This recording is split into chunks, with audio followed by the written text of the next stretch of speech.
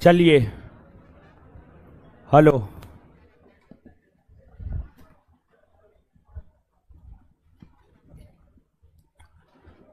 आ जाइए। हेलो, हटाइए कमेंट, हटाइए हो।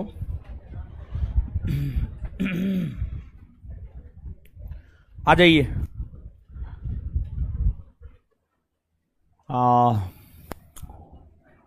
जवाब दीजिए। पहले पिछले क्लास में जो पढ़ाए हैं उसका जवाब दीजिए, ठीक है। चावल का वैज्ञानिक नाम ओरियाजा सेटिवा। चावल का उत्पादन किस प्रकार की जलवायु में होता है? उष्ण कटिबंधीय। चावल के उत्पादन के लिए आवश्यक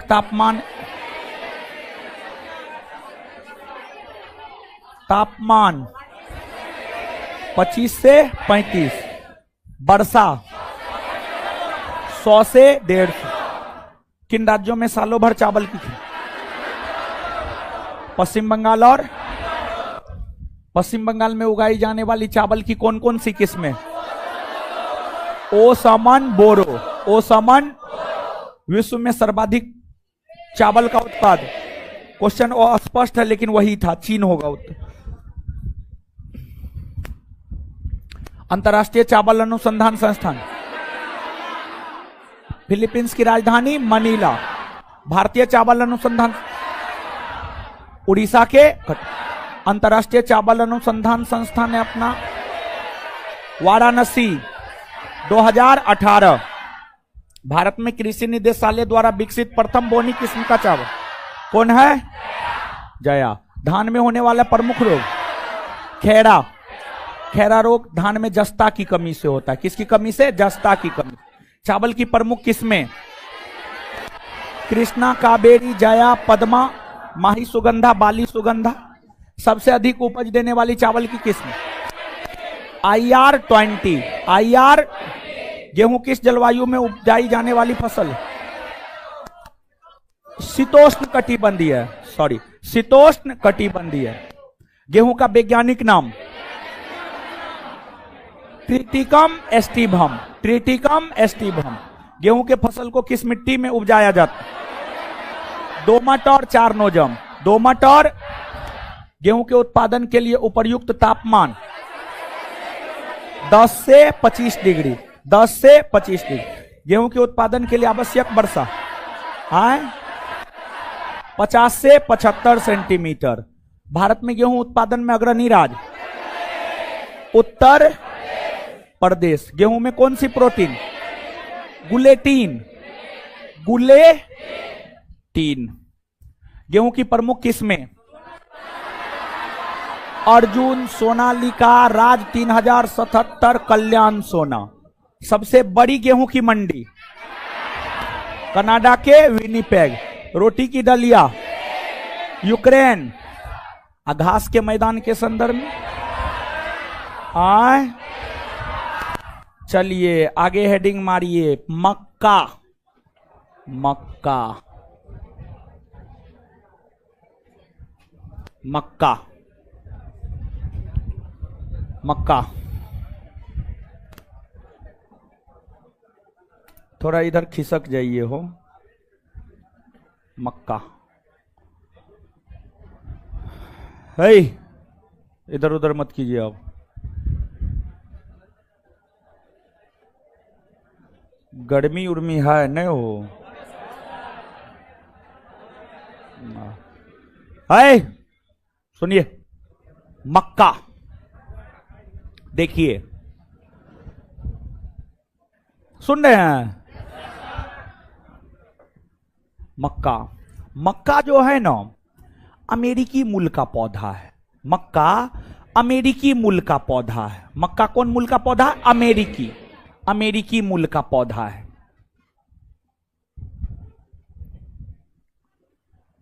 आप जब इतिहास पढ़िएगा ना, आपके बैच में ज्योग्राफी खत्म होने के बाद इतिहास ही आएगा। काहे कि पॉलिटी हो गया है, ज्योग्राफी हो रहा है, फिर इतिहास आएगा। आप जब इतिहास पढ़िएगा तो इतिहास में एक चैप्टर पढ़ना होता है, भारत में यूरोपीय कंपनियों का आगमन। उसमें पुर्तगाली ईस्ट इंडिया कंपनी के विषय में पढ़ना होता है। पुर्तगाली ईस्ट इंडिया कंपनी की स्थापना 1498 में हुई थी, 1498 ईस्वी में हुई थी। और पुर्तगालियों अभी पढ़ा रहे हैं, सुबह 10 से 12 वाला बैच में पढ़ा रहे हैं, आधुनिक भारतीय, यही चैप्टर पढ़ा रहे हैं, ठीक है, यही चैप्टर पढ़ा रहे हैं सुबह 10 से 12।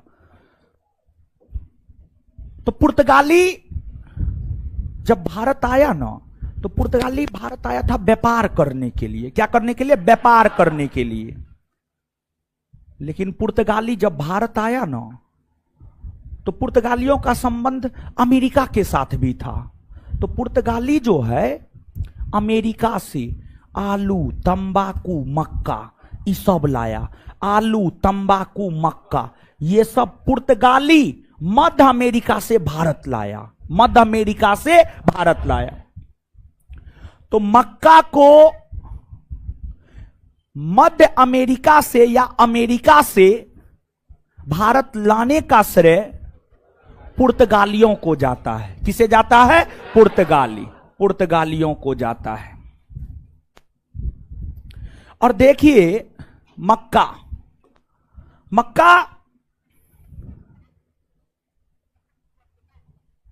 एक ऐसा फसल है जिसका उपयोग खाद्यान्न और चारा दोनों में होता है। मक्का एक ऐसा फसल है जिसका उपयोग खाद्यान्न और चारा दोनों में होता है। खाद्यान्न मतलब खाने में। मक्का का रोटी नहीं खाए हैं? टेस्टी होता है बहुत। मक्का का रोटी आप लोग खाए होंगे, अगर गांव घर से होंगे तो। हाँ, ऐसे शहर से भी होंगे तो खाए होंगे, क्योंकि शहर में भी रेस्टोरेंट सब में मक्का का रोटी मिलता है। गांव घर में जिस मक्का की रोटी का कोई महत्व नहीं, उसी मक्का की रोटी को बढ़िया रेस्टोरेंट में एगो मक्का का रोटी खाइएगा तो 100, 150, 200 रुपया, समझ गए, लेता है। समझे? हाँ, जो भी है। अब आपका क्वालिटी बढ़िया होगा तो आप बढ़िया रेस्टोरेंट में गए होंगे तो आपको 250 रुपया लगा होगा, समझे।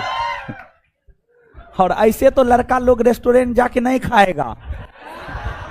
अब बाद में के आगे तो आप समझिए गए, समझने में तो भूसखार है ये है। चलिए, तो खाद्यान्न मतलब खाने में। मक्का का रोटी मानव खाता है, ठीक है, मानव खाता है। हम तो खाए हैं, अच्छा लगता है, समझिए। हम लोग को मक्का होता है, मक्का का रोटी, गेहूं का रोटी, फिर जो है मरुआ का रोटी, ये सब खाए हैं हम खाए हैं। और आप लोग भी खाए होंगे। ऐसा थोड़े है आप लोग अमेरिका के रहने वाले, आप लोग भी तो भारत के हैं। और ऐसे भी मक्का तो अमेरिका में होबे करता है मक्का। अरे वो पॉपकॉर्न सब जो बनता है, पॉपकॉर्न हो गया, वो तो मक्के का ना बनता है, मक्का का बनता है। और फिर जो आप वो अथी खाते हैं हो पिज्जा, उसमें भी मक्का का प्रयोग होता है, समझ गए, उसमें भी मक्का का प्रयोग होता है। तो खाने में मक्का का प्रयोग होता है। दूसरा, चारा में गाय भैंस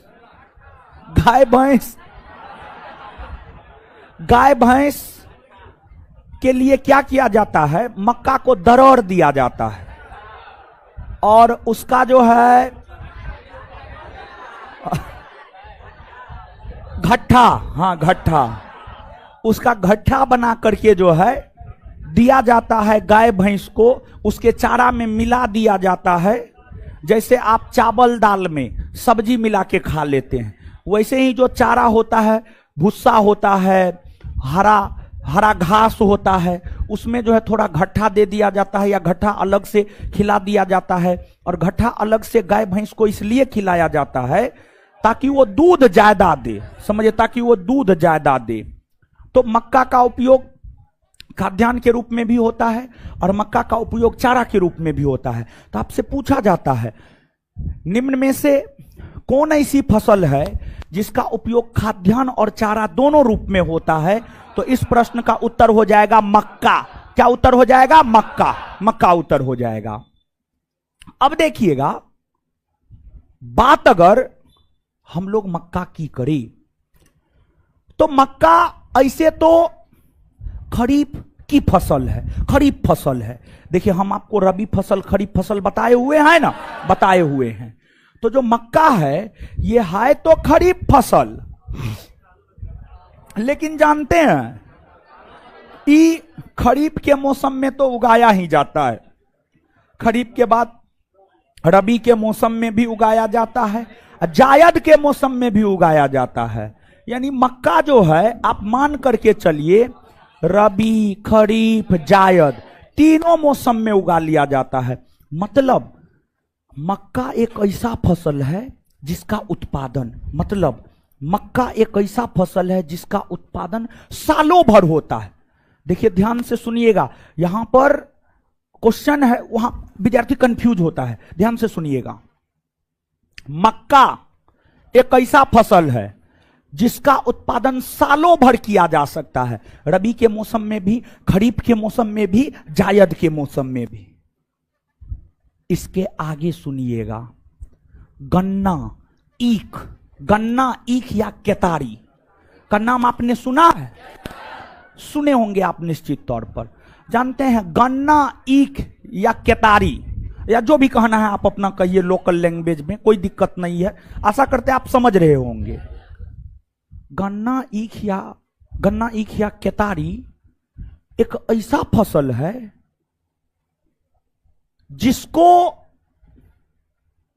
जिसके उत्पादन में 1 वर्ष का समय लग जाता है, 1 साल से ज्यादा का भी कभी समय लग जाता है, लेकिन सामान्य तौर पर 12 महीना 14 महीना का समय लगता है, 12 महीना 14 महीना का समय लगता है। तो देखिए एक प्रश्न, इस बात को ध्यान से सुनिएगा, और यहां से प्रश्न आता है, आप गलती करके आते हैं परीक्षा में। प्रश्न आपसे पूछा जाता है, कौन ऐसा फसल है जिसके उत्पादन में लगभग 1 वर्ष का समय लग जाता है? उत्तर गन्ना। दूसरा प्रश्न, कौन ऐसा फसल है जो वर्ष भर उगाया जा सकता? मक्का। क्या? दोनों में कुछ अंतर समझ में आ रहा है? दोनों एक ही टाइप का प्रश्न है या दोनों अलग अलग प्रश्न? अलग अलग ना। जैसे देखिए, समझिए इस बात को, अगर आप नहीं समझ पा रहे हैं तो आप समझिए। जैसे कोई विद्यार्थी है, कोई विद्यार्थी है, वो जो है कोई एक किताब उठाया, कोई विद्यार्थी है वो कोई एक किताब उठाया और उस किताब को 1 साल में 3 बार पढ़ दिया। और कोई एक ऐसा विद्यार्थी है जिसको एक किताब को पढ़ने में ही, उसी एक किताब को पढ़ने में साल भर लग गया, साल भर लग गया। तो ये अंतर समझ पा रहे हैं? हम क्या बोल रहे हैं, कुछ समझ पा रहे हैं आप? तो वही बात है। तो मक्का एक ऐसा फसल है जो सालों भर कभी भी उगाया जा सकता, रबी, खरीफ, जायद। लेकिन ये मुख्य तौर पर कैसी फसल? खरीफ। अगर पूछा जाए कैसी फसल तो खरीफ, लेकिन वर्ष भर उगाया जा सकता है। और कौन ऐसा फसल है जिसके उत्पादन में लगभग 1 वर्ष का समय लग जाता है? गन्ना। तो इसमें कभी कंफ्यूज नहीं ना होइएगा, बात क्लियर है ना? इसके बाद अब आगे, हाँ जी, हम तो बोले थे, केतारियों तो बोलबे किए थे भा महाराज। हाँ, एक से एक नमूना सब है। अब आगे सुनिएगा। आज देखिए, आज आप लोग जो है कुछ कांड नहीं किए हैं। हाँ देखिए कितना मन खुश है, पढ़ा रहे हैं, समझ गए? तो ऐसे ही कोई कांड मत किया कीजिए, समझे, ताकि हमको भी पढ़ाने में मन लगे। कांड कर देते ना तो दिमाग टेंशनलाइज हो जाता है, समझ गए? फिर दिमाग सही से काम नहीं करने लगता है। तो इसलिए आप जैसे सुंदर तरीका से बैठ गए, पढ़ रहे हैं, पढ़िए ऐसे हमेशा। अब सुनिएगा आगे। मक्का के उत्पादन के लिए तापमान 21 डिग्री सेल्सियस से 27 डिग्री सेल्सियस होनी चाहिए। मक्का के उत्पादन के लिए वर्षा 50 से 75 सेंटीमीटर वर्षा होनी चाहिए। मक्का दोमट मिट्टी में, जलोढ़ मिट्टी में, हर प्रकार के मिट्टी में लगभग उपज जाता है मक्का। इसके बाद मक्का की कुछ उन्नत किस्म है, जैसे गेहूं का किस्म है सोनालिका, कल्याण सोना, धान का किस्म है IR-20, फिर जो है आपको कृष्णा, कावेरी, जया, पद्मा। उसी प्रकार से जो है आपको मक्का का किस्म है गंगा 5, गंगा 11, डेक्कन 101, डेक्कन 101। ये सब मक्का का किस्म है, ये सब मक्का का किस्म है। फिर जैसे धान में खेरा रोग होता है, गेहूं में करनाल बंट रोग होता है, उसी प्रकार से मक्का में तुलिसिता रोग होता है। मक्का में कौन सा रोग होता है? तुलिसिता, तुलिसिता रोग होता है। और मक्का के पत्तियों पर झुलसा रोग होता है, मक्का के पत्तियों पर झुलसा रोग होता है। तो ये जो तुलिसिता और झुलसा रोग है, ये सब जो है आपको मक्का में होने वाला रोग है। किस में होने वाला रोग है? मक्का में होने वाला रोग है, समझ गए। और अगर बात मक्का के पूरे विश्व में उत्पादन की जाए तो मक्का का पूरे विश्व में सबसे ज्यादा उत्पादन अमेरिका करता है। कौन करता है? अमेरिका। नीचे से लिखिए,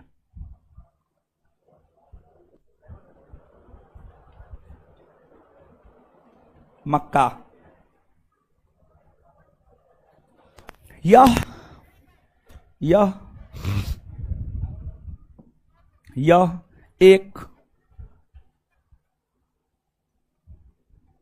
यह एक खरीफ फसल है, खरीफ फसल है। लेकिन ध्यान रहे कि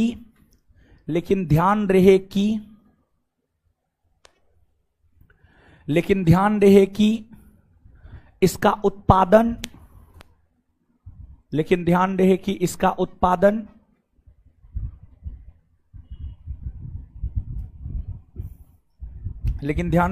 उत्पादन, पूरे वर्ष में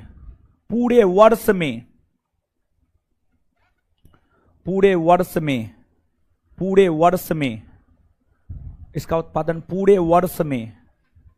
पूरे वर्ष में किसी भी मौसम में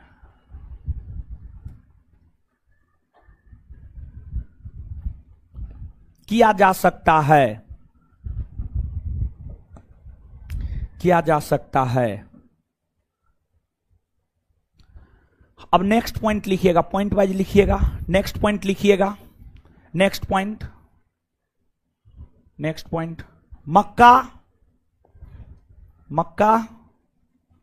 मक्का अमेरिकी मूल का पौधा है। मक्का अमेरिकी मूल का पौधा है। मक्का अमेरिकी मूल का पौधा है।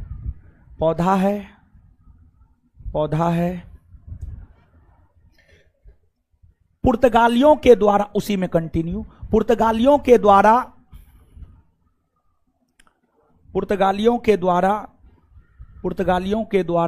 इसे भारत लाया गया था।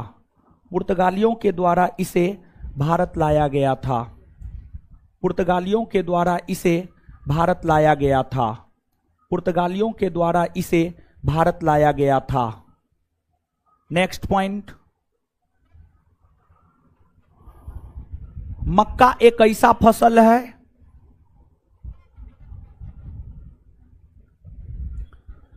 मक्का एक ऐसा फसल है, मक्का एक ऐसा फसल है जिसका उपयोग, मक्का एक ऐसा फसल है जिसका उपयोग खाद्यान्न और चारा, जिसका उपयोग खाद्यान्न और चारा, जिसका उपयोग खाद्यान्न और चारा दोनों में किया जाता है।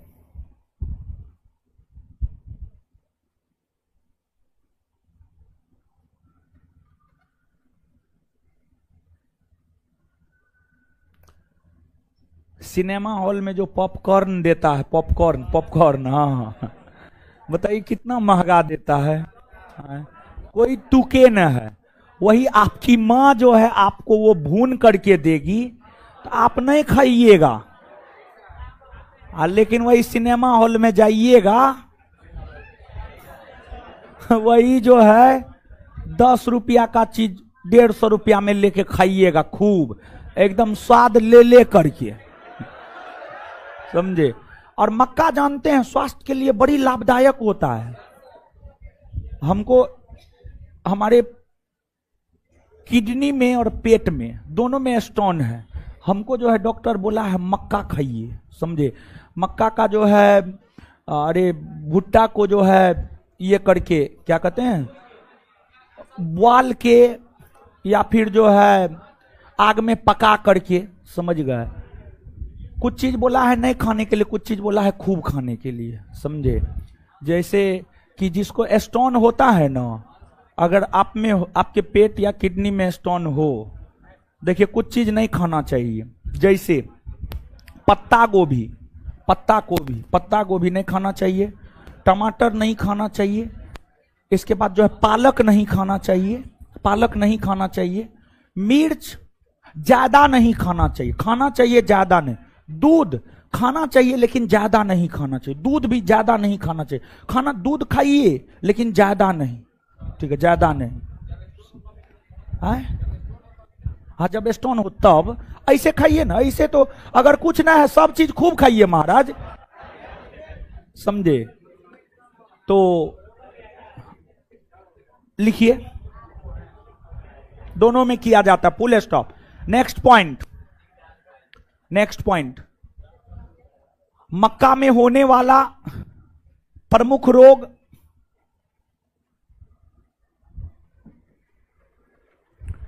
नेक्स्ट पॉइंट, मक्का में होने वाला प्रमुख रोग तुलिसिता रोग।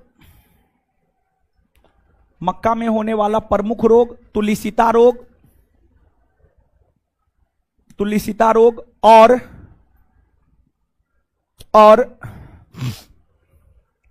पत्तियों पर झुलसा रोग। झुलसा बोर्ड पे लिखा हुआ है महाराज। मक्का में होने वाला प्रमुख रोग तुलिसिता रोग और पत्तियों पर झुलसा रोग, है। झुलसा रोग है, फुल स्टॉप। झुलसा रोग है, फुल स्टॉप। नेक्स्ट पॉइंट,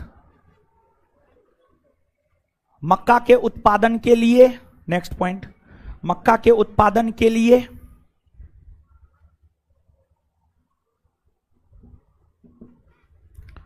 तापमान 21 से 27 डिग्री सेल्सियस, तापमान 21 से 27 डिग्री सेल्सियस, वर्षा 50 से 75 सेंटीमीटर,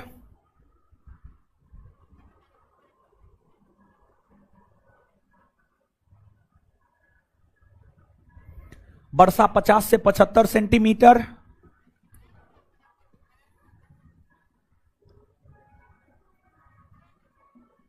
मिट्टी जलोढ़ या दोमट, मिट्टी जलोढ़ या दोमट होनी चाहिए।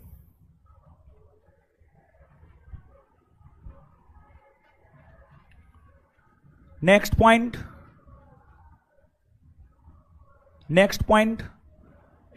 गंगा 5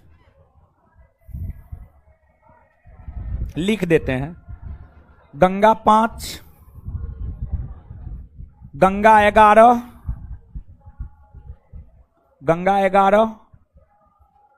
डेक्कन 101,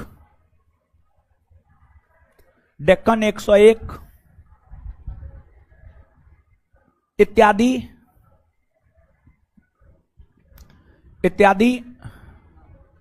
है। डेक्कन 101 इत्यादि मक्का का उन्नत किस्म है, इत्यादि मक्का का उन्नत किस्म है। इत्यादि मक्का का उन्नत किस्म है।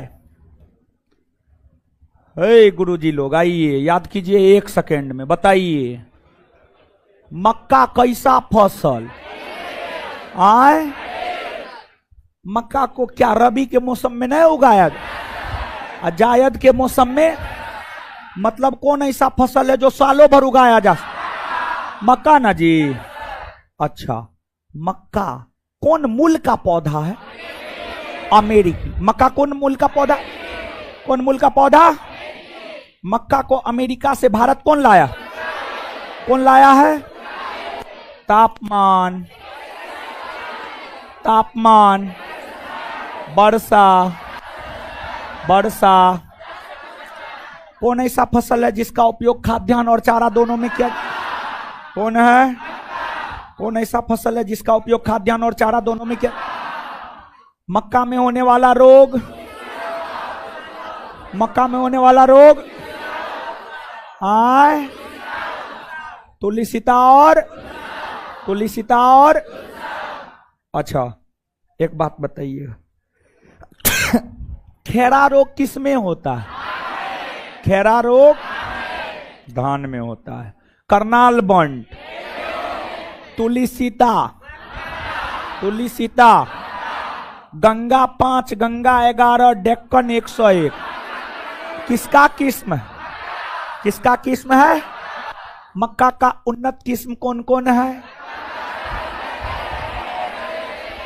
क्लियर? आगे सुनिए ध्यान से, हेडिंग मारिएगा मोटे अनाज। मोटे अनाज है ना? ना मोटे अनाज सब उतना महत्व, देखिए उस क्रम में बता रहे जिस क्रम में चीज महत्वपूर्ण है, ठीक है? तो गेहूं हो गया, चावल हो गया, मक्का, हाँ। चाय और कॉफी पहले जान लीजिए, फिर मोटा अनाज सब उतना ज्यादा महत्वपूर्ण ना है, फिर भी जान लेंगे सब चीज, लेकिन चाय और कॉफी ज्यादा महत्वपूर्ण है, मोटे अनाज के तुलना में ज्यादा महत्वपूर्ण है। तो चाय और कॉफी को जानते हैं, ठीक है? तो सबसे पहले हेडिंग मारिए चाय। चाय,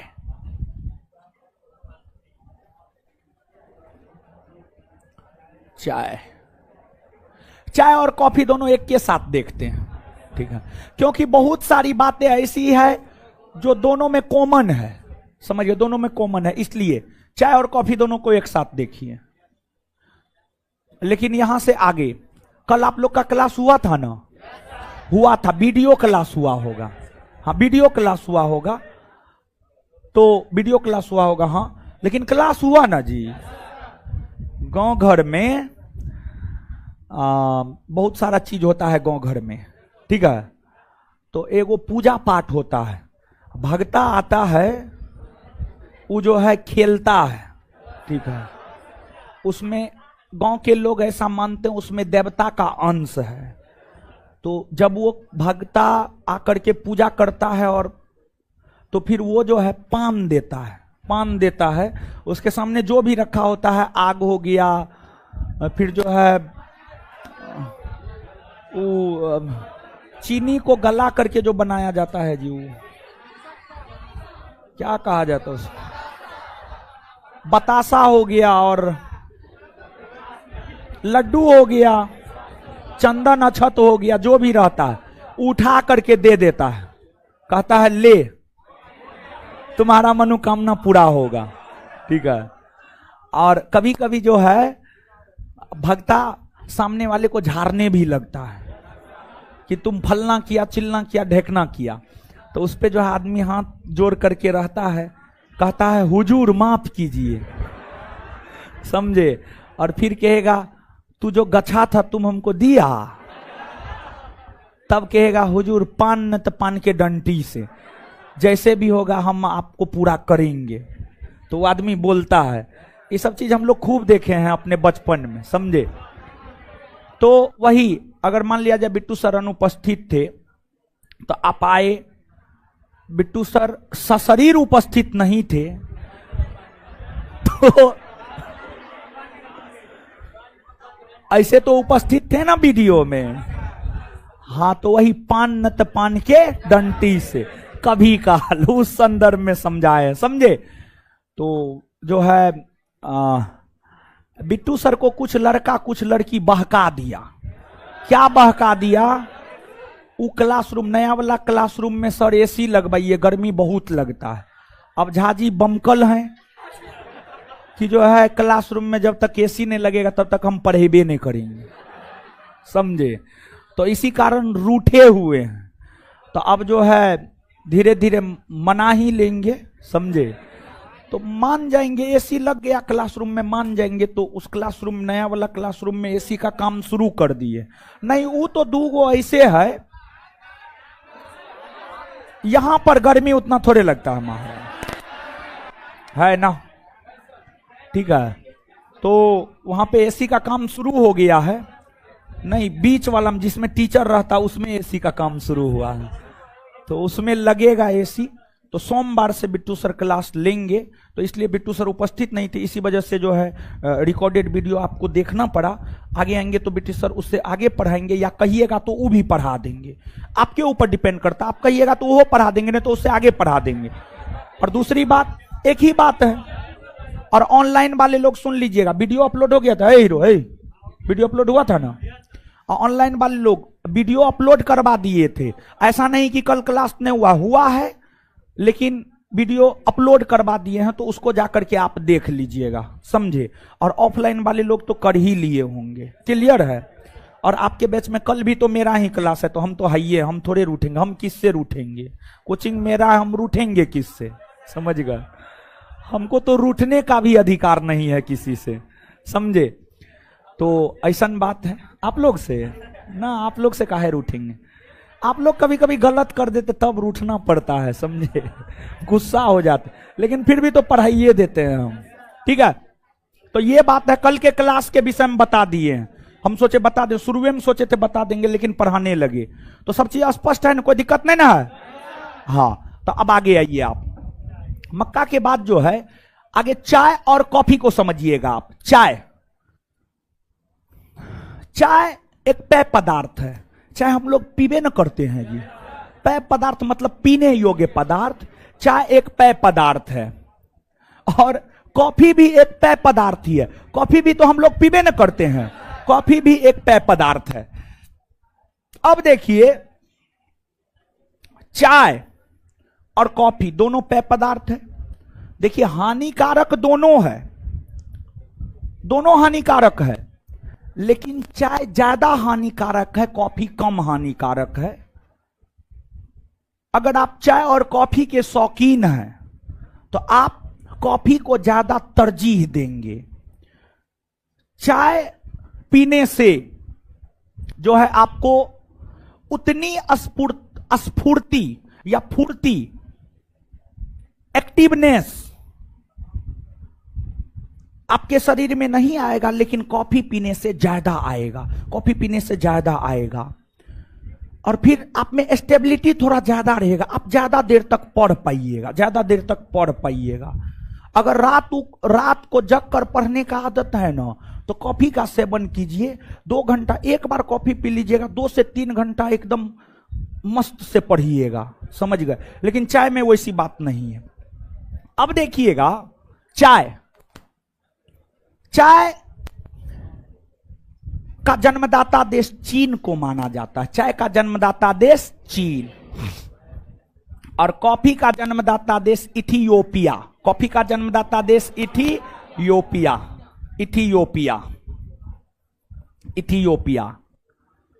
देखिए, जो चाय और कॉफी है, चाय और कॉफी की अगर हम लोग बात करें तो ये नगदी पदार्थ है, नगदी।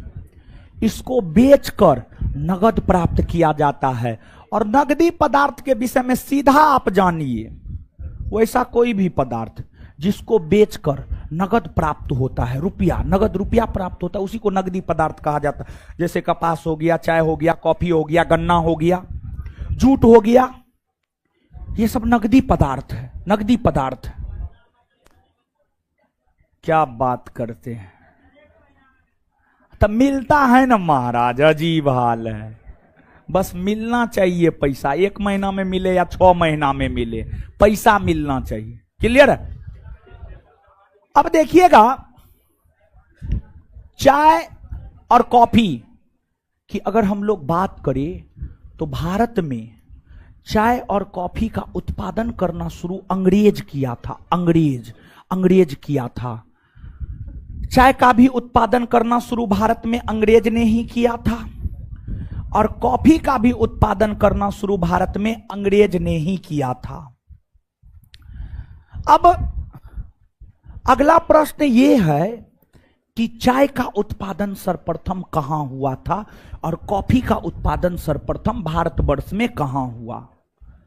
बात अगर चाय के उत्पादन की करें तो चाय का उत्पादन भारतवर्ष में सर्वप्रथम पश्चिम बंगाल के दार्जिलिंग पहाड़ी में किया गया था।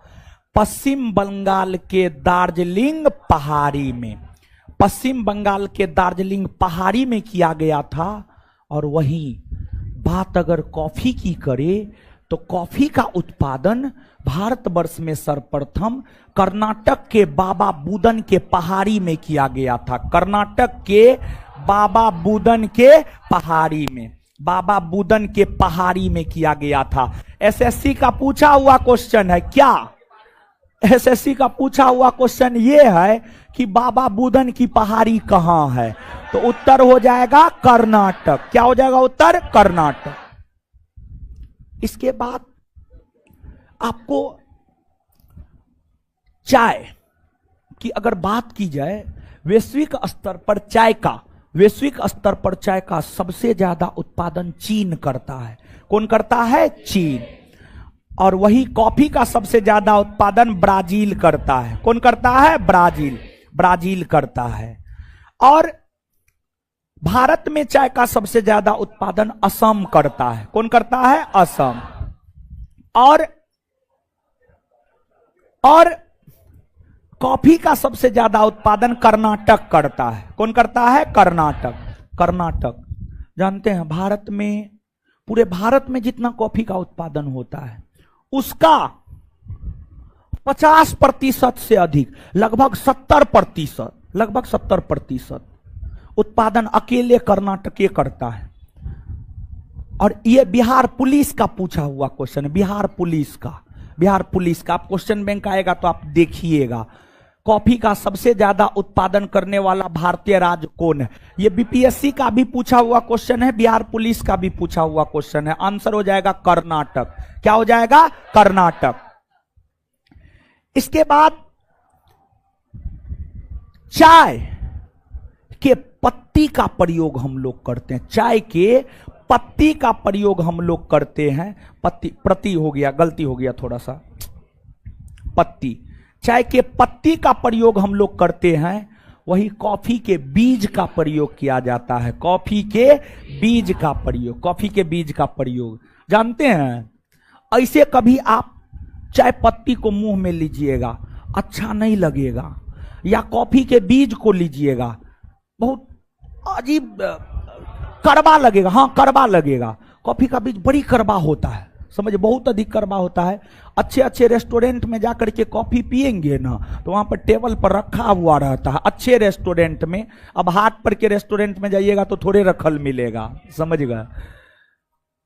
तो चाय के हम लोग पत्ती का प्रयोग करते हैं और कॉफी के बीज का प्रयोग करते हैं। अब बात अगर चाय की करें तो भारत में मूलतः 2 प्रकार के चाय का उत्पादन होता है। एगो चीनी, एगो असमिया। और वही कॉफी की अगर हम लोग बात करें तो भारत में 2 प्रकार के कॉफी का भी उत्पादन होता है, अरेबिका और रोबास्टा। ये कॉफी का किस्म है। तो इसका उत्पादन जो है आपको भारत में होता है। चाय में थीन पाया जाता है और कॉफी में कैफीन पाया जाता है। अगली बात, चाय और कॉफी के उत्पादन के लिए किस प्रकार का मिट्टी चाहिए, कितना तापमान चाहिए, कितनी वर्षा चाहिए। तो चाय और कॉफी के लिए मिट्टी, वर्षा, तापमान एक जैसा चाहिए। चाय और कॉफी के लिए मिट्टी, तापमान, वर्षा एक जैसा चाहिए। देखिए चाय के उत्पादन के लिए भी तापमान जो है 20 डिग्री सेल्सियस से 30 डिग्री सेल्सियस चाहिए, और कॉफी के लिए भी सेम है 20 डिग्री से 30 डिग्री। फिर जो है इसके लिए वर्षा 150 से 250 सेंटीमीटर, 200 नोट में लिखा हुआ, कोई दिक्कत नहीं, कोई दिक्कत नहीं है, समझ गए। कॉफी के लिए भी यही 150 सेंटीमीटर से 250 सेंटीमीटर वर्षा चाहिए। और मिट्टी की हम लोग बात करें तो लेटेराइट मिट्टी चाहिए। कैसी मिट्टी चाहिए? लेटेराइट, समझ गए, लेटेराइट मिट्टी चाहिए, लेटेराइट मिट्टी चाहिए। तो ये सब कॉमन है दोनों में। एक बात और देखिए, चाय और कॉफी के उत्पादन के लिए भूमि समतल नहीं होना चाहिए। जैसे आप समझिएगा गेहूं और चावल, आप अगर ग्रामीण क्षेत्र के होंगे तो आप देखते होंगे आपके पिताजी या आपके गांव के किसान गेहूं और चावल जो उगाते हैं, गेहूं और चावल जो उगाते हैं, हे चल रहा है ना जी, हाँ तो इधर उधर आप क्या कर रहे हैं, बंद उंद मत कीजिएगा।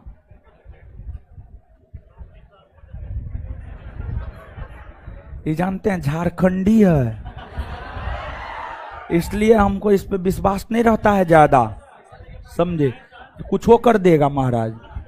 बिहारी नहीं ना है, झारखंडी है ना, है, लेकिन फिर भी आप अलग ना हो गया जी। है सुनिए, हाँ क्या बोल रहे थे? हाँ हाँ हाँ, समझिए अब समझिए। देखिए गेहूं और चावल जो उगाया जाता है उसके लिए समतल मिट्टी चाहिए, समतल मिट्टी चाहिए। समतल मिट्टी समझ रहे हैं जी, समतल बराबर।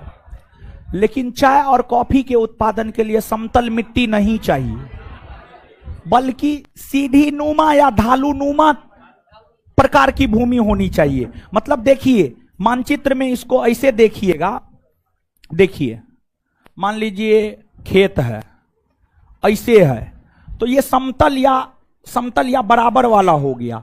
लेकिन मान लिया जाए कि यही खेत है, इतना ही बड़ा खेत है, और ये जो है आपको ऐसे है, ठीक है, ऐसे है, तो ये ढालू नुमा हो गया, ये समतल हो गया यानी सब जगह बराबर, और ये ढालू नुमा हो गया, सुलोपाकार हो गया। तो चाय और कॉफी के उत्पादन, दोनों के उत्पादन के लिए ढालू नुमा भूमि होनी चाहिए। क्यों होनी चाहिए?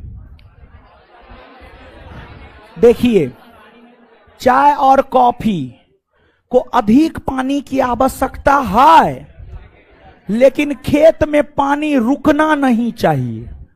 अगर खेत में पानी रुक गया, काम खत्म, ओम नमः स्वाहा। तो पानी जो है मिलना चाहिए, लेकिन पानी बह जाना चाहिए, पानी खेत में रुकना नहीं चाहिए। तो पानी खेत में रुके नहीं, इसी को लेकर चाय और कॉफी के उत्पादन हेतु जो है ढालूनुमा भूमि होनी चाहिए। कैसी भूमि होनी चाहिए? ढालूनुमा। बात समझ में आया? अब लिखिए ना, चाय लिखिए, चाय ना ऐसे लिखिए, जैसे लिखना अपना लिखिए, चाय चाय चाय। अंग्रेजी टी ना होता है, TEA, टी। जानते हैं चाय के बिजनेस में बहुत मुनाफा है। हम देखे हैं, 2-3 आदमी को देखे हैं, 3 आदमी को देखे हैं, चाय से बहुत आगे बढ़ा है। अगर आप लोग को नहीं कुछ होगा ना तो मुसल्लमपुर हाट में चाय का दुकान खोल लीजिएगा, समझे? लिखिए अब चाय। हाँ जी, क्या बात करते हैं, हम आएंगे, जरूर आएंगे। आप आइए तो उद्घाटन हम ही कर देंगे। लिखिए चाय, चाय डैश देकर, यह एक पेय पदार्थ है, यह एक पेय पदार्थ है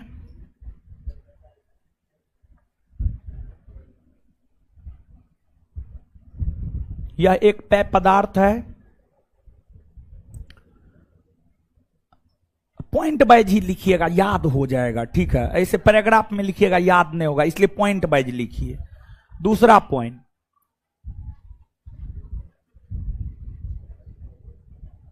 चाय चीनी मूल का पौधा है। चाय चीनी मूल का पौधा है। चाय चीनी मूल का पौधा है।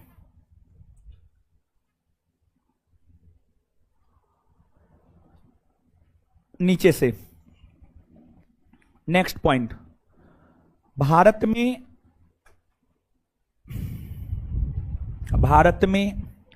चाय का उत्पादन, भारत में चाय का उत्पादन सर्वप्रथम, भारत में चाय का उत्पादन सर्वप्रथम, भारत में चाय का उत्पादन सर्वप्रथम अंग्रेजों के द्वारा, अंग्रेजों के द्वारा पश्चिम बंगाल के दार्जिलिंग पहाड़ी में, पश्चिम बंगाल के दार्जिलिंग पहाड़ी में, पश्चिम बंगाल के दार्जिलिंग पहाड़ी में किया गया था।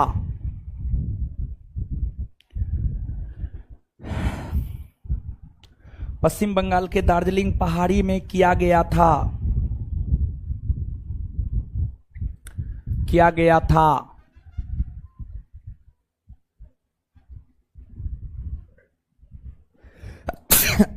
नेक्स्ट पॉइंट,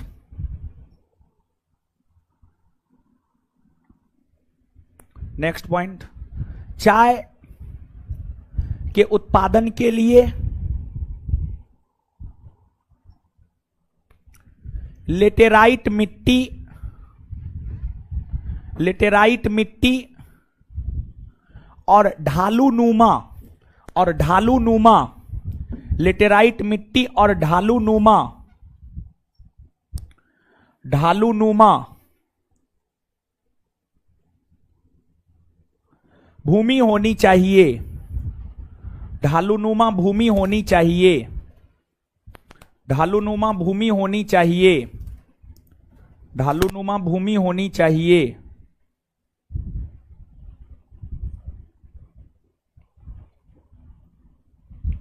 नेक्स्ट पॉइंट, चाय के उत्पादन के लिए तापमान 20 डिग्री सेल्सियस से 30 डिग्री सेल्सियस, चाय के उत्पादन के लिए तापमान, चाय के उत्पादन के लिए तापमान 20 डिग्री सेल्सियस से 30 डिग्री सेल्सियस और वर्षा, चाय के उत्पादन के लिए तापमान 20 डिग्री सेल्सियस से 30 डिग्री सेल्सियस और वर्षा 150 सेंटीमीटर से 250 सेंटीमीटर के बीच होनी चाहिए, 150 सेंटीमीटर से 250 सेंटीमीटर के बीच होनी चाहिए, 150 सेंटीमीटर से 250 सेंटीमीटर के बीच होनी चाहिए, 150 सेंटीमीटर से 250 सेंटीमीटर के बीच होनी चाहिए, 150 सेंटीमीटर से 250 सेंटीमीटर के बीच होनी चाहिए। फुल स्टॉप, फुल स्टॉप लिख लिए। नेक्स्ट पॉइंट,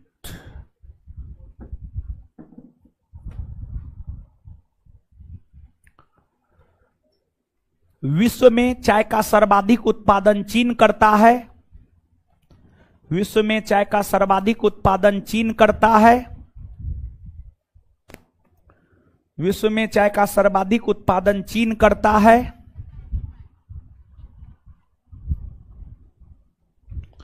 विश्व में चाय का सर्वाधिक उत्पादन चीन करता है। वहीं वहीं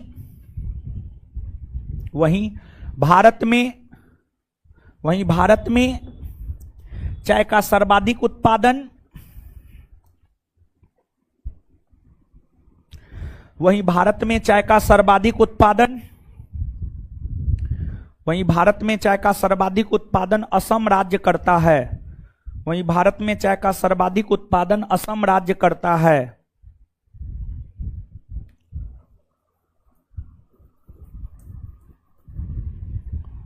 इसके बाद नेक्स्ट पॉइंट, चाय के पत्ती का उपयोग हम लोग करते हैं। चाय के पत्ती का उपयोग हम लोग करते हैं। चाय के पत्ती का उपयोग हम लोग करते हैं। नेक्स्ट पॉइंट, चाय में थीन पाया जाता है। चाय में थीन पाया जाता है। चाय में थीन पाया जाता है।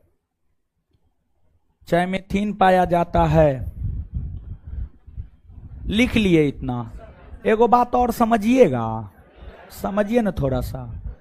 जानते हैं जब ब्रिटिशों का शासन था तो ब्रिटिश शासन के समय भारत में सर्वाधिक चाय उत्पादित करके कोलकाता बंदरगाह के रास्ते ब्रिटेन भेज दिया जाता था।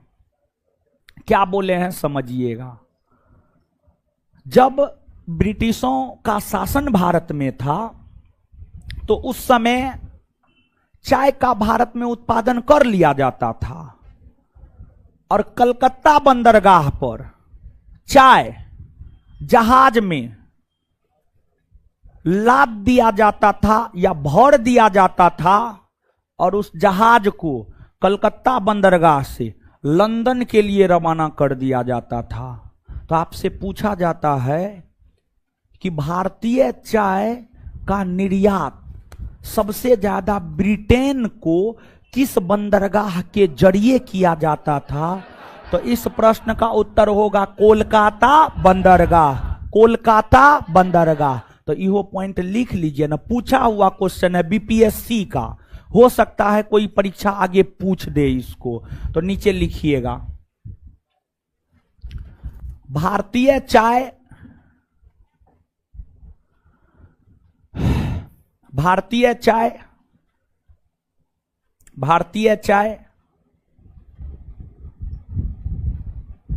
भारतीय चाय का सर्वाधिक निर्यात ब्रिटेन को, भारतीय चाय का सर्वाधिक निर्यात ब्रिटेन को, भारतीय चाय का सर्वाधिक निर्यात ब्रिटेन को, भारतीय चाय का सर्वाधिक निर्यात ब्रिटेन को, ब्रिटेन को, ब्रिटेन को कोलकाता बंदरगाह के जरिए किया जाता था।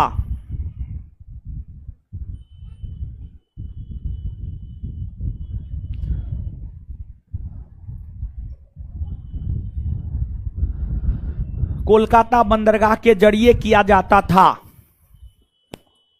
अब देखिए एगो बात और सुनिए, ई भी बीपीएससी का पूछा हुआ क्वेश्चन है जो बता रहे हैं आगे। देखिए आपको जो है, आपको जो है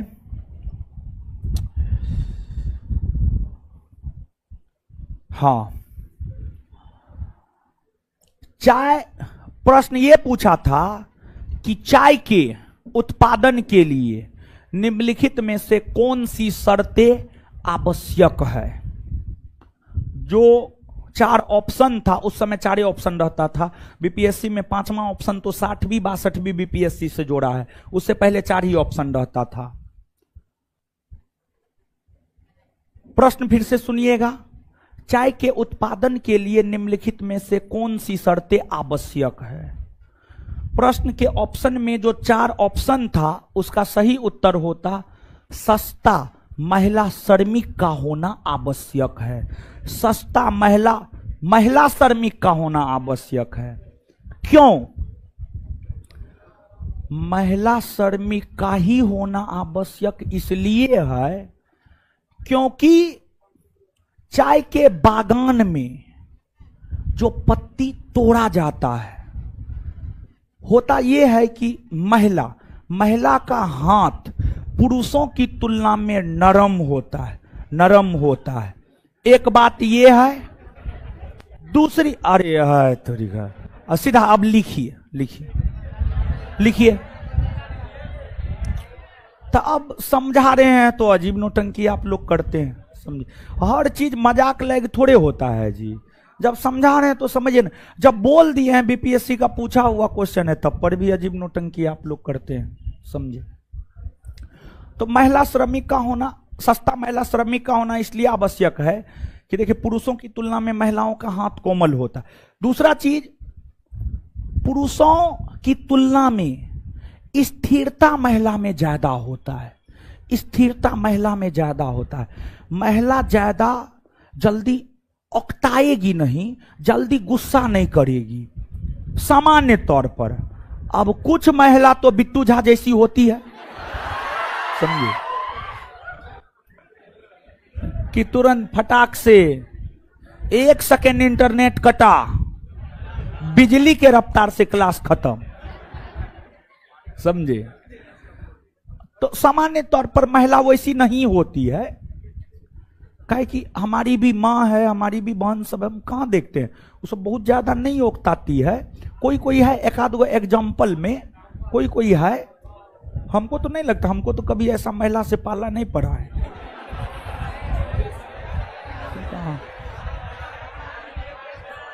हमको तो नहीं मिली है ऐसा महिला, कभी नहीं मिली है हमको, है?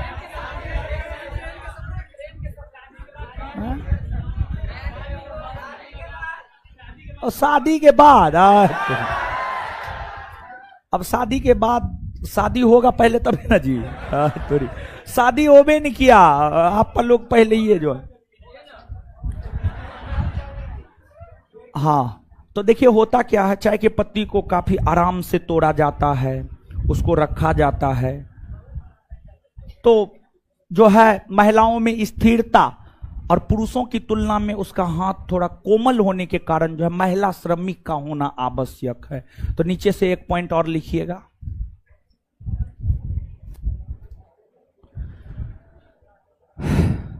चाय के उत्पादन हेतु, चाय के उत्पादन हेतु सस्ता महिला श्रमिकों का होना आवश्यक है। चाय के उत्पादन हेतु सस्ता महिला श्रमिकों का होना आवश्यक है।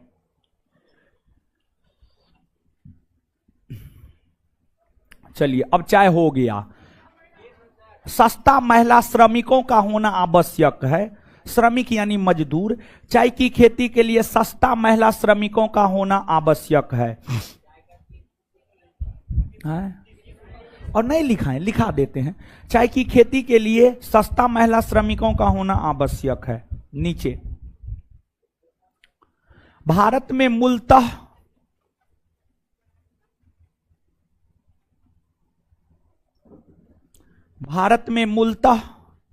चाय की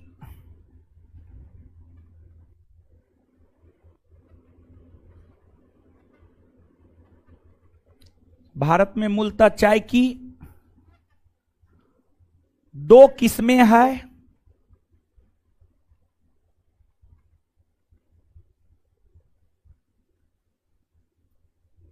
एक नंबर में चीनी या बोहिया, एक नंबर में चीनी या बोहिया, चीनी या बोहिया, चीनी या बोहिया। और 2 नंबर में असमिया, 2 नंबर में असमिया। एक नंबर में चीनी या बोहिया और 2 नंबर में असमिया, 2 नंबर में असमिया, असमिया। अब आगे लिखिए, आगे लिखिए, कॉफी, कॉफी या कहवा दोनों एक ही बात है, कॉफी या कहवा दोनों एक ही बात है, ठीक है। अब ये नहीं कहीं पर कहवा लिखा रहे कहिएगा ये तो पढ़ेबे नहीं किए, तो कॉफी कहिए या कहवा कहिए दोनों एक ही बात है, कॉफी या कहवा, ठीक है, कॉफी या कहवा लिखिए।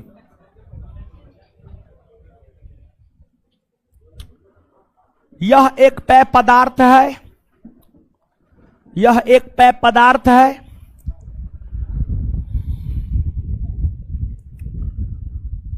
यह एक पेय पदार्थ है। नेक्स्ट पॉइंट, कॉफी या कहवा में इसका जन्मदाता देश इथियोपिया को माना जाता है।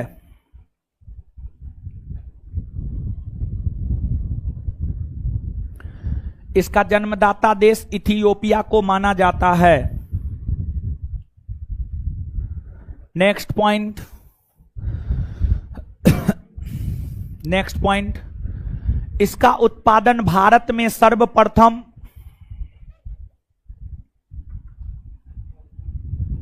नेक्स्ट पॉइंट, इसका उत्पादन भारत में सर्वप्रथम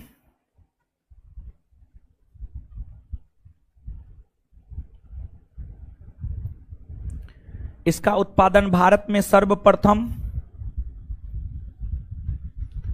अंग्रेजों द्वारा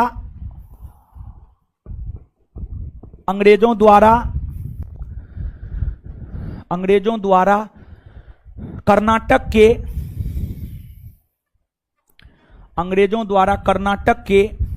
बाबा बुदन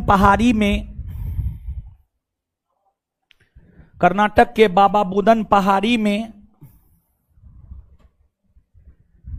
किया गया था।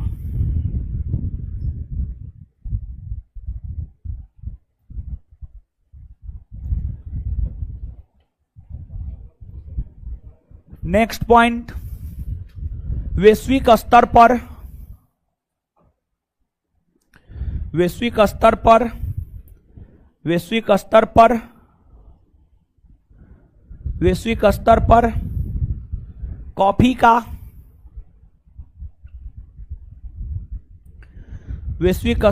कॉफी का सर्वाधिक उत्पादन करने वाला देश, वैश्विक स्तर पर कॉफी का सर्वाधिक उत्पादन करने वाला देश,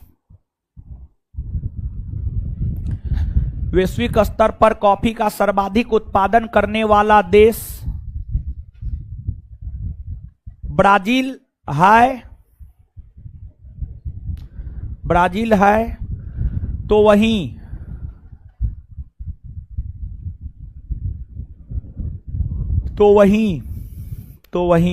भारत में सबसे अधिक कॉफी का उत्पादन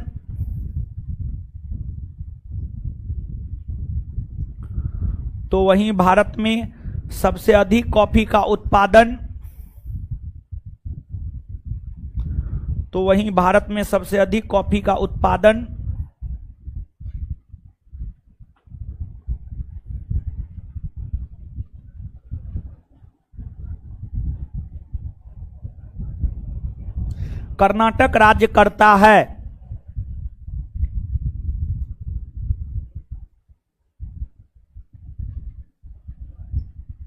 कर्नाटक राज्य करता है। नेक्स्ट पॉइंट, भारत में 2 प्रकार के कॉफी का उत्पादन होता है।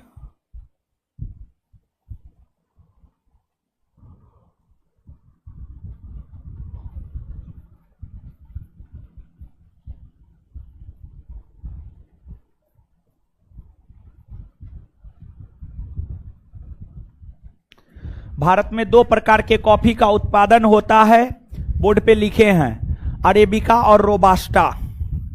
अरेबिका और रोबास्टा लिखा हुआ है, अरेबिका और रोबास्टा।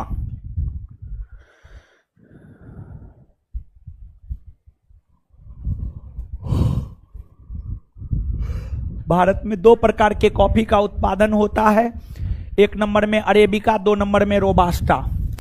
अब जानते हैं इसमें भी ज्यादा कौन किस्म के कॉफी का उत्पादन होता है? रोबास्टा। नोट में गलती दिया हुआ है अरेबिका।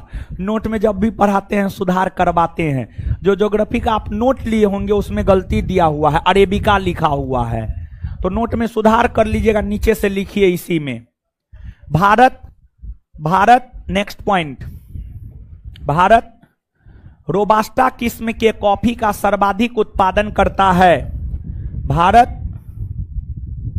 भारत रोबास्टा किस्म के कॉफी का सर्वाधिक उत्पादन करता है। भारत रोबास्टा किस्म के कॉफी का सर्वाधिक उत्पादन करता है।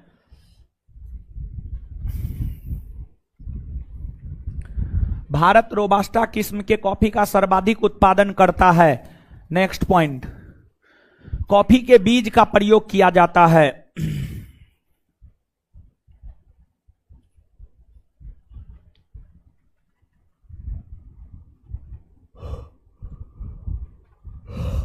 कॉफी के बीज का प्रयोग किया जाता है?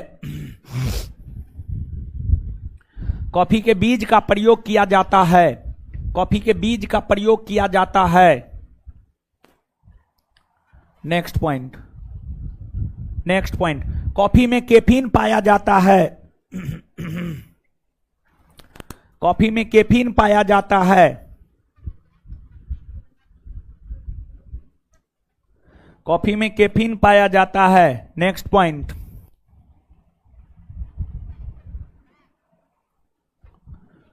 कॉफी के उत्पादन के लिए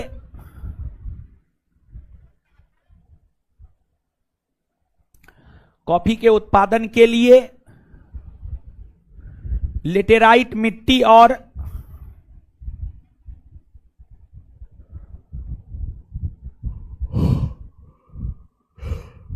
कॉफी के उत्पादन के लिए लेटेराइट मिट्टी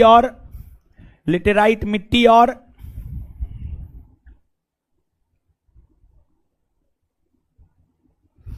ढालूनुमा भूमि होनी चाहिए।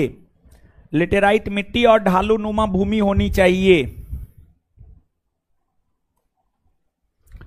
लेटेराइट मिट्टी और ढालूनुमा भूमि होनी चाहिए। ढालूनुमा भूमि होनी चाहिए, होनी चाहिए। Next point, next point, coffee के उत्पादन के लिए तापमान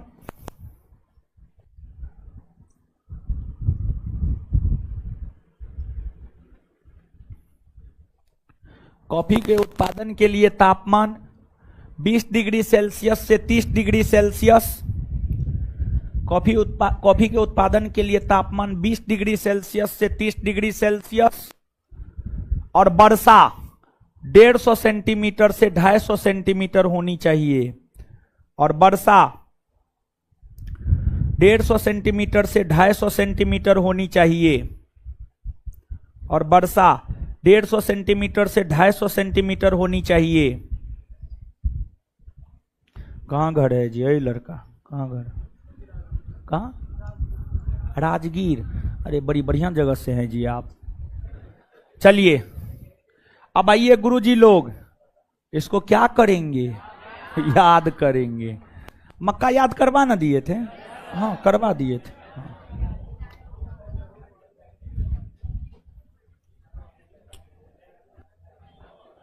एगो बात और सुनिए, देखिए चाय है, देखिए ना हो क्या कर रहे हैं आप लोग? सुनते ना है आप लोग, लेकिन बात मेरा सुन रहे हैं आप?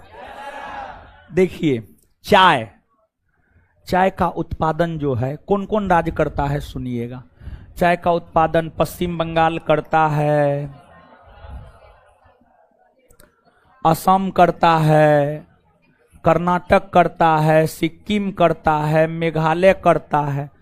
ये सब राज्य चाय का उत्पादन करता है। इसके बाद कॉफी का उत्पादन कर्नाटक करता है, आंध्र प्रदेश करता है, केरल करता है, तमिलनाडु करता है। ये सब राज्य करता है।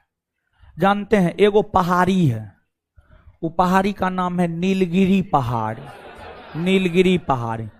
और नीलगिरी पहाड़ी आप नहीं पढ़े हैं, नहीं बताएं। पूर्वी घाट पश्चिमी घाट कहां मिलती? नीलगिरी की पहाड़, नीलगिरी की सबसे ऊंची चोटी दोदा बेटा। और नीलगिरी पहाड़ी कौन राज्य में है? तमिलनाडु। वही नीलगिरी पहाड़ी। नीलगिरी पहाड़ी एक ऐसी पहाड़ी है जिस पर चाय और कॉफी दोनों का उत्पादन किया जाता है। तो आपसे पूछा जाता है कौन ऐसी पहाड़ी है जिस पर चाय और कॉफी दोनों का उत्पादन किया जाता है, तो आंसर हो जाएगा नीलगिरी पहाड़ी। इस पॉइंट को नोट देकर लिखना है, नोट देकर लिखिएगा। तमिलनाडु में स्थित नीलगिरी पहाड़ी, तमिलनाडु में स्थित, नोट देकर इसको लिखना है। तमिलनाडु में स्थित नीलगिरी पहाड़ी एक ऐसी पहाड़ी है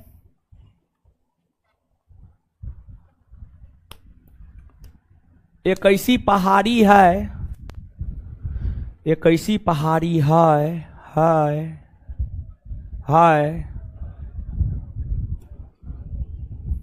जिस पर चाय और कॉफी दोनों का उत्पादन किया जाता है। चाय और कॉफी दोनों का उत्पादन किया जाता है। चलिए आ जाइए गुरुजी लोग, याद करते हैं। क्या करते हैं? याद।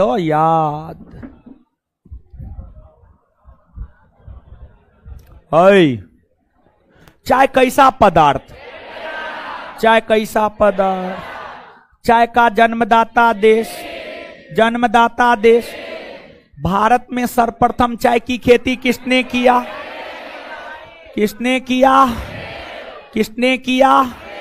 कहां किया?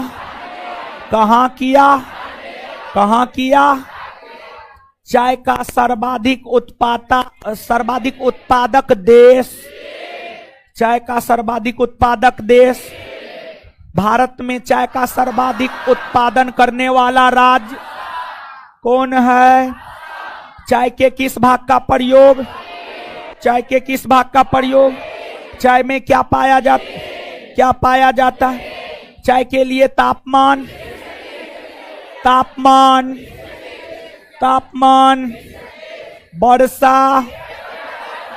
वर्षा, मिट्टी, चाय का कितना किस, कौन, बोहिया और अब बोहिया को चीनी भी ना कहते, बोहिया को चीनी। चाय के लिए भूमि समतल या ढालू नु? कैसन? चाय के उत्पादन के लिए कौन से सस्ता श्रमिकों की आवश्यकता? सस्ता महिला। और जानते हैं, जैसे कोई काम कोई पुरुष कर रहा है और वही काम अगर कोई महिला कर रही है तो सेम काम के लिए पुरुष को ज्यादा वेतन दिया जाता है, महिला को कम वेतन दिया जाता है। महिला को कम वेतन में भी बहला फुसला लिया जाता है, समझे? जानते हैं, हम आपको एक बात बताते हैं, महिला को खुश रखने के लिए ज्यादा कुछ नहीं चाहिए, ठीक है? देखिए, जीवन में शादी तो होबे करेगा, शादी होगा ना। देखिए, अगर बीवी को खुश रखना है, प्रत्येक सप्ताह एगो गिफ्ट दे दीजिएगा, बीवी एकदम खुश रहेगी हमेशा। कभी कुछ, समझे? एकदम सस्तो गिफ्ट में निपट जाती है वो सब, समझ गए? तो जरूरी ना है कि एकदम 9 लखा हारे चाहिए, ऐसा कोई जरूरी ना है। आगे आइए। अब कॉफी कैसा पदार्थ है? कॉफी का जन्मदाता देश। कॉफी का उत्पादन भारत में सर्वप्रथम किसने किया? कहां किया? विश्व में सबसे ज्यादा कॉफी का उत्पादन कौन देश? भारत में कौन राज? कॉफी के किस भाग का प्रयोग? कॉफी में क्या पाया जाता? तापमान, वर्षा, मिट्टी, भूमि। कॉफी के कितने किस, कौन? अरेबिका और भारत सबसे ज्यादा कौन कॉफी के किस्म का उत्पादन करता है? कौन ऐसी पहाड़ी है जहां चाय और कॉफी दोनों का उत्पादन होता है? कौन ऐसी पहाड़ी है जहां चाय और कॉफी दोनों का उत्पादन होता है? नीलगिरी की। आगे हेडिंग मारिए, मोटे अनाज।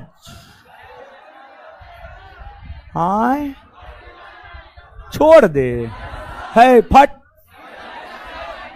मोटे अनाज। रुकिए ना 10 मिनट और 10 मिनट अभी समय है, पढ़ाने दीजिए ना, पढ़िए ना, मजा नहीं आ रहा है? आ रहा है ना तो पढ़िए ना महाराज। अरे गर्मी तो है ही है महाराज, आप लोग तो सब गर्मी बिट्टुए झा सर के दिमाग में घुसा दिए, समझे, और तब पर भी आप लोग को गर्मी लगता है। अरे आप ही में से ना कोई घुसाया है, तो हम तो आप सबको ना बोलेंगे, समझे। है मोटे अनाज, देखिए मोटे अनाज के अंतर्गत आता है ज्वार, बाजरा, रागी। ज्वार, बाजरा, रागी, ये मक्का भी आ जाता है। मूलतः ये तीनों मोटे अनाज के अंतर्गत आता है। और देखिए मोटा अनाज जो होता है ना, काफी उसमें पोषक होता है, पोषक तत्व उसमें बहुत ज्यादा होता है। हम लोग मोटे अनाज खाने से बचते हैं, लेकिन वही कतराते हैं या बचते हैं, वही सेम बात है, समझ गए। लेकिन मोटे अनाज, पहले जो है लोग बाजरा का रोटी खाता था, और पहले का लोग आपसे ज्यादा शक्तिशाली होता था, बलिष्ठ होता था, समझ गए। मरुआ का रोटी लोग खाता था तो शक्तिशाली होता था। लेकिन आज के लोग को क्या चाहिए? मैदा चाहिए, मैदा का पूरी, मैदा का समोसा, मैदा का लिट्टी, मैदा चाहिए। और मैदा जानते हैं बहुत बीमारी का कारण है, इसे हमको भी मैदा पसंद है, लेकिन मैदा से बने चीज ज्यादा ग्रहण नहीं करना चाहिए। पेट के बीमारी का एक बड़ा कारण मैदा होता है, लिट्टी समोसा होता है। लेकिन क्या कीजिएगा, आप भी सिंगल हैं, हम भी सिंगल हैं, अब लिट्टी समोसा पर ना जिंदगी चलता है जी, दाल भात चोखा। तो अब समझिएगा आप, जबकि ज्वार, बाजरा और जो ज्वार, बाजरा, रागी, ये सब मोटे अनाज के अंतर्गत आते हैं, और ये सब, इन सभी में पोषक पदार्थ ज्यादा होता है। और देखिए गेहूं और चावल के बाद तीसरा सबसे अधिक उगाया जाने वाला खाद्यान्न फसल है ज्वार। कौन है? ज्वार। और जानते हैं मोटे अनाज के प्रति लोगों को जागरूक करने को लेकर, यानी लोग जो है ना मोटे अनाज से कतराने लगे, अब बाइकॉट करने लगे, एक प्रकार से कहिए ना, बाइकॉट करने लगे। तो मोटे अनाज के प्रति लोगों को जागरूक करने के लिए भारत सरकार ने 2018 ईस्वी को मोटे अनाज के वर्ष के रूप में मनाया है। और यूएनओ यूनाइटेड नेशन ऑर्गेनाइजेशन ने 2023 ईस्वी को मोटे अनाज के वर्ष के रूप में घोषित किया है। ये प्रश्न करेंट के संदर्भ में भी पूछा जा सकता है कि यूएनओ ने किस वर्ष को मोटे अनाज के वर्ष के रूप में घोषित किया है, तो आंसर हो जाएगा 2023। नीचे से लिखिए, इतना लिखिए। मोटे अनाज के अंतर्गत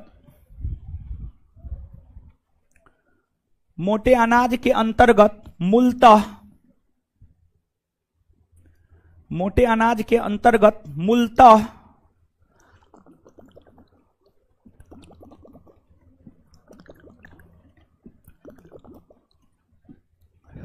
आप एगो बात विश्वास कीजिएगा, हम 2 दिन से नहाए ना है, नहीं कीजिएगा विश्वास, लेकिन हम सही बोल रहे हैं, समझ गए। कल भी नहीं नहाए, आज भी नहीं नहाए, लेकिन अब मन बुखलाने लगा। आज जाएंगे तो पहले नहाएंगे, तो अब दूसरा कोई काम करेंगे। ये क्वेश्चन बनाने बिट्टू झा सर नहीं न थे, तो आज टेस्ट हम ही को लेना पड़ा दोपहर में, तो रात में क्वेश्चन बनाने के चक्कर में नहा नहीं पाए, ठीक है। और रात का मौसम भी थोड़ा ठीक था, हवा उवा चल रहा था। हाँ,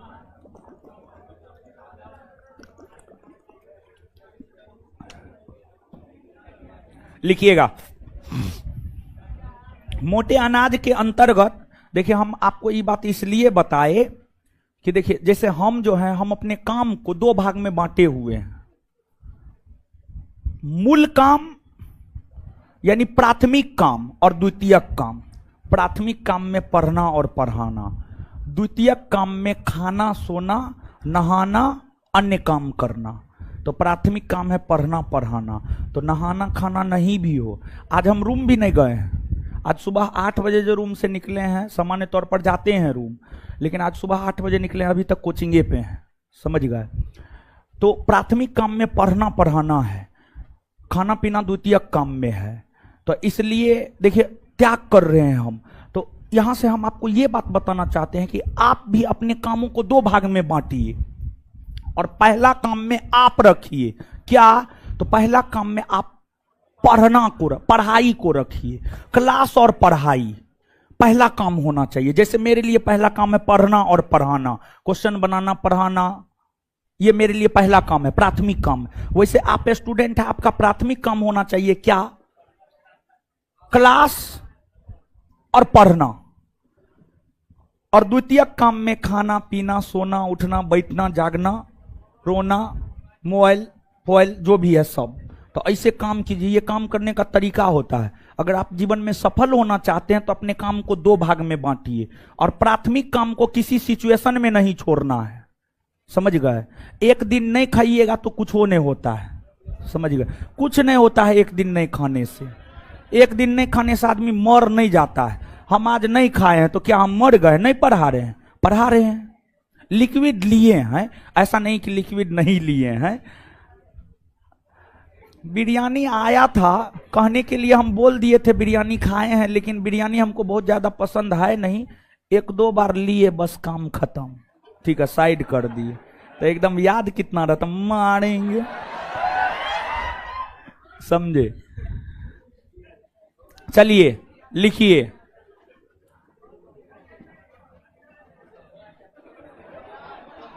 मोटे अनाज के अंतर्गत मूलतः ज्वार बाजरा रागी इत्यादि आता है। ज्वार बाजरा रागी इत्यादि आता है। ज्वार बाजरा रागी इत्यादि आता है। नेक्स्ट पॉइंट, रागी मरुआ होता है जी, मरुआ। मरुआ का रोटी, माछ मरुआ का रोटी खाइए ना, बड़ी टेस्टी लगता है। आप लोग तो अमेरिका के टेक्सास प्रांत के हैं आप लोग को कुछ मालूम थोड़े है। नेक्स्ट पॉइंट, भारत सरकार ने वर्ष 2018 को, नेक्स्ट पॉइंट, भारत सरकार ने वर्ष 2018 को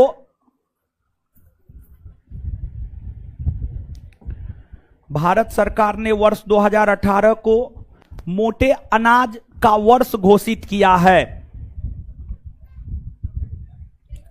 भारत सरकार ने वर्ष 2018 को मोटे अनाज का वर्ष घोषित किया है। मोटे अनाज का वर्ष घोषित किया है। मोटे अनाज का वर्ष घोषित किया है। नेक्स्ट पॉइंट, संयुक्त राष्ट्र संघ के खाद्य और कृषि संगठन ने, संयुक्त राष्ट्र संघ के खाद्य और कृषि संगठन ने, संयुक्त राष्ट्र संघ के खाद्य और कृषि संगठन ने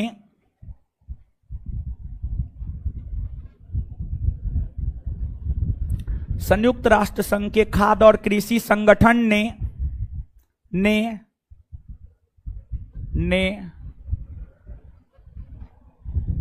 वर्ष 2023 को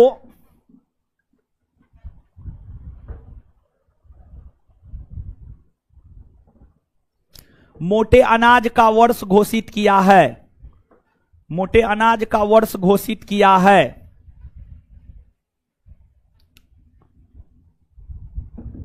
चलिए अब यहां पर 2 पॉइंट याद रखने योग्य है, जो याद रख लेते हैं हम लोग, याद कर लेते, बाद बाकी तो याद करवाइए दिए। भारत सरकार ने किस वर्ष को मोटे अनाज का वर्ष घोषित किया? आए, भारत सरकार ने किस वर्ष को मोटे अनाज का वर्ष घोषित किया? यूएनओ के खाद्य और कृषि संगठन ने, यूएनओ के खाद्य और कृषि संगठन ने इससे आगे मिलते हैं कल। मेरा ही ना तो क्लास है। मिलते हैं इससे आगे कल। धन्यवाद सभी लोगों का।